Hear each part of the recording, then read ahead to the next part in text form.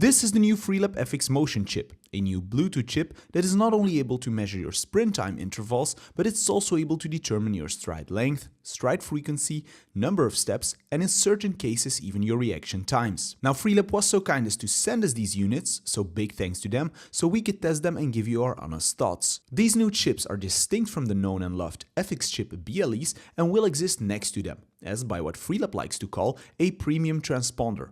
This is quite logical because the FxMotion does measure quite a few extras compared to the FX chip BLE that just detects time intervals. But before we go into the differences, let's quickly summarize the things that Freelap kept the same for this premium Bluetooth chip. First up, the FxMotion's dimensions are 52 by 39 by 16 mm and they weigh 17 grams.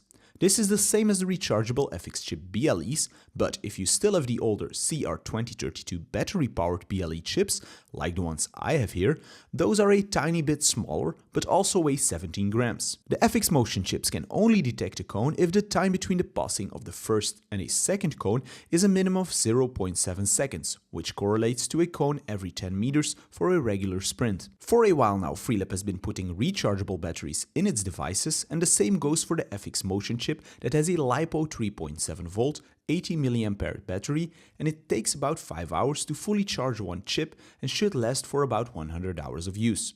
To charge them, just slide them onto this thin stick. With the clip on the chip, these charging sticks hold 4 FxMotion or FX chip BLEs.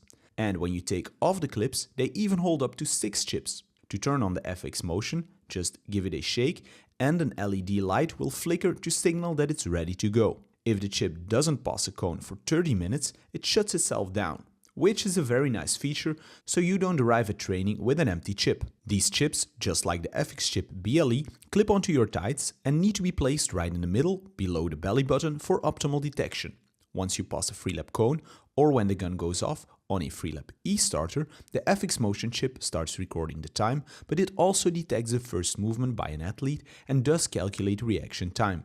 One side note here is that the reaction times are only detected if you use the FxMotion chip together with the new second iteration of the e-starter. During your sprint, the FxMotion can hold 5 intermediate times with stride pattern data. And then this data gets sent to the MyFreelap app. When you open the MyFreelap app and select an exercise, like the regular sprint, you will now see the option to choose between the Relay Coach BLE with FX chip or the option for the FxMotion/BLE. Make sure you set the correct distance of the run you're about to do if you want to receive your stride length data. For getting stride frequency and number of steps, setting the distance is not necessary. Finally, make sure that in your general settings you have checked the sliders for reaction time and strides, otherwise they will also not display. Now you can just start the workout, time the desired sprints and see all this new data roll in together with the metrics that you were already getting, like the time intervals and the speed.